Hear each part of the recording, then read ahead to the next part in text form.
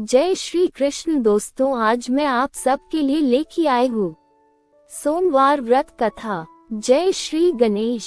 किसी नगर में एक धनी व्यापारी रहता था। दूर दूर तक उसका व्यापार फैला हुआ था। नगर के सभी लोग उस व्यापारी का सम्मान करते थे। इतना सब कुछ संपन्न होने के बाद भी वह व्यापारी बहुत दुखी था, क्योंकि उसका कोई पुत्र नहीं था, जिस कारण अपने मृत्यु के पश्चात व्यापार के उत्तराधिकारी की चिंता उसे हमेशा सताती। पुत्र प्राप्ति की इच्छा से व्यापारी प्रत्येक सोमवार भगवान शिव की व्रत पूजा किया करता था और शाम के समय शिव मंदिर में जाकर शिवजी के सामने घी का दीपक जलाया करता था। उसकी भक्ति देखकर मां पार्वती प्रसन्न हो गई और भगवान शिव से उस व्यापारी की मनोकामना पूर्ण करने का निवेदन किया। भगवान शिव बोले, इस संसार में सबको उसके कर्म के अनुसार फल की प्राप्ति होती है। जो प्राणी जैसा कर्म करते हैं उन्हें वैसा ही फल प्राप्त होता है। शिवजी द्वारा समझाने के बावजूद मां पार्वती नहीं मानी और उस व्यापारी की मनोकामना पूर्ति हेतु वे शिवजी से बार बार अनुरोध करती रही। अंततः माता के आग्रह को देखकर भगवान भोलेनाथ को उस व्यापारी को पुत्र प्राप्ति का वरदान देना पड़ा। वरदान देने के पश्चात भोलेनाथ मां पार्वती से बोले, आपके आग्रह पर मैंने पुत्र प्राप्ति का वरदान तो दे दिया, परंतु इसका ये पुत्र 16 वर्ष से अधिक समय तक जीवित नहीं रहेगा। उसी रात भगवान शिव उस व्यापारी के स्वप्न में आए और उसे पुत्र प्राप्ति का वरदान दिया और उसके पुत्र के 16 वर्ष तक जीवित रहने की भी बात बताई। भगवान के वरदान से व्यापारी को खुशी तो हुई, लेकिन पुत्र की अल्पायु की चिंता ने उस खुशी को नष्ट कर दिया। व्यापारी पहले की तरह सोमवार के दिन भगवान शिव का विधिवत व्रत करता रहा। कुछ महीनों के बाद उसके घर एक अति सुंदर बालक ने जन्म लिया और घर में खुशियां ही खुशियां भर गई। बहुत धूमधाम से पुत्र जन्म का समारोह मनाया गया, परंतु व्यापारी को पुत्र जन्म की अधिक खुशी नहीं हुई, क्योंकि उसे पुत्र की अल्पायु के रहस्य का पता था। जब पुत्र 12 वर्ष का हुआ तो व्यापारी ने उसे उसके मामा के साथ पढ़ने के लिए वाराणसी भेज दिया। लड़का अपने मामा के साथ शिक्षा प्राप्ति हेतु चल दिया। रास्ते में जहाँ भी मामा भांजे विश्राम हेतु रुकते, वहीं यज्ञ करते और ब्राह्मणों को भोजन कराते। लंबी यात्रा के बाद मामा भांजे एक नगर में पहुँचे। उस दिन नगर के राजा की कन्या का विवाह था, जिस कारण पूरे नगर को सजाया गया था। निश्चित समय पर बारात आ गई, लेकिन वर का पिता अपने बेटे के एक आंख से काने होने के कारण बहुत चिंतित था। उसे भय था कि इस बात का पता चलने पर कहीं राजा विवाह से इनकार न कर दे, इससे उसकी बदनामी भी होगी। जब वर के पिता ने व्यापारी के पुत्र को देखा तो उसके मस्तिष्क में एक विचार आया। उसने सोचा, क्यों न इस लड़के को दूल्हा बनाकर राजकुमारी से विवाह करा दूं।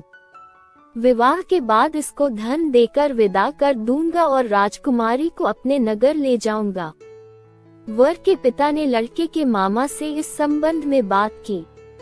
मामा ने धन मिलने के लालच में वर के पिता की बात स्वीकार कर ली। लड़के को दूल्हे का वस्त्र पहनाकर राजकुमारी से विवाह कर दिया गया। राजा ने बहुत सारा धन देकर राजकुमारी को विदा किया। शादी के बाद लड़का जब राजकुमारी से साथ लौट रहा था तो वह सच नहीं छिपा सका और उसने राजकुमारी के ओढ़नी पर लिख दिया, राजकुमारी, तुम्हारा विवाह मेरे साथ हुआ था। मैं तो वाराणसी पढ़ने के लिए जा रहा हूँ और अब तुम्हें जिस नवयुवक की पत्नी बनना पड़ेगा वह कान्हा है। जब राजकुमारी ने अपनी ओढ़नी पर लिखा हुआ पढ़ा तो उसने काने लड़के के साथ जाने से इनकार कर दिया। राजा को जब ये सब बातें पता लगी तो उसने राजकुमारी को महल में ही रख लिया। उधर लड़का अपने मामा के साथ वाराणसी पहुंच गया और गुरुकुल में पढ़ना शुरू कर दिया। जब उसकी आयु 16 वर्ष की हुई तो उसने यज्ञ किया। यज्ञ की समाप्ति पर ब्राह्मणों को भोजन कराया और खूब अन्न वस्त्र दान किए। रात को वह अपने शयन कक्ष में सो गया। शिव के वरदान के अनुसार शयनावस्था में ही उसके प्राण पखेरु उड़ गए। सूर्योदय पर मामा मृत भांजे को देखकर रोने पीटने लगा। आसपास के लोग भी एकत्र होकर दुख प्रकट करने लगे। लड़के के मामा के रोने विलाप करने के स्वर समीप से गुजरते हुए भगवान शिव और माता पार्वती जी ने भी सुने। माता पार्वती ने भगवान से कहा, प्राणनाथ, मुझे इसके रोने के स्वर सहन नहीं हो रहे। आप इस व्यक्ति के कष्ट को अवश्य दूर करें। भगवान शिव ने माता पार्वती के साथ अदृश्य रूप में समीप जाकर देखा तो भोलेनाथ माता पार्वती से बोले, ये तो उसी व्यापारी का पुत्र है जिसे मैंने 16 वर्ष की आयु का वरदान दिया था। इसकी आयु पूरी हो गई है। माँ पार्वती ने फिर भगवान शिव से निवेदन कर उस बालक को जीवन देने का आग्रह किया। माता पार्वती के आग्रह पर भगवान शिव ने उस लड़के को जीवित होने का वरदान दिया और कुछ ही पल में वह जीवित होकर उठ बैठा। शिक्षा समाप्त करके लड़का मामा के साथ अपने नगर की ओर चल दिया। दोनों चलते हुए उसी नगर में पहुँचे जहाँ उसका विवाह हुआ था। उस नगर में भी यज्ञ का आयोजन किया। समीप से गुजरते हुए नगर के राजा ने यज्ञ का आयोजन देखा और उसने तुरंत ही लड़के और उसके मामा को पहचान लिया।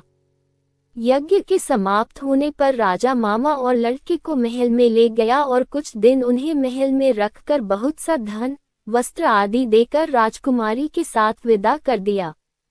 इधर भूखे प्यासे रहकर व्यापारी और उसकी पत्नी बेटे की प्रतीक्षा कर रहे थे। उन्होंने प्रतिज्ञा कर रखी थी कि यदि उन्हें अपने बेटे की मृत्यु का समाचार मिला तो दोनों अपने प्राण त्याग देंगे, परंतु जैसे ही उसने बेटे के जीवित वापस लौटने का समाचार सुना तो वह बहुत प्रसन्न हुआ। वह अपनी पत्नी और मित्रों के साथ नगर के द्वार पर पहुंचा। अपने बेटे के विवाह का समाचार सुनकर पुत्रवधू राजकुमारी को देखकर उसकी खुशी का ठिकाना न रहा। उसी रात भगवान शिव ने व्यापारी के स्वप्न में आकर कहा, हे श्रेष्ठी, मैंने तेरे सोमवार के व्रत करने और व्रत कथा सुनने से प्रसन्न होकर तेरे पुत्र को लंबी आयु प्रदान की है। पुत्र की लंबी आयु जानकर व्यापारी